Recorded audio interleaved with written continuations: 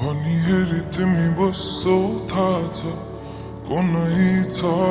र बुझ्ने तिम्रो भाषा केही इशारा त देऊ न माया मेरो भुल कहाँ भएछ र जला ध्यान कहाँ अन्तै जब तिमी छौ मेरो आँखै अगाडि म त पछि आउँछु किन पर जाने ओ भन्नु के म पागल जस्तै तिमीलाई देखेपछि यो पागलपनको औषधि कसलाई सोधौँ म खै ओ म पागल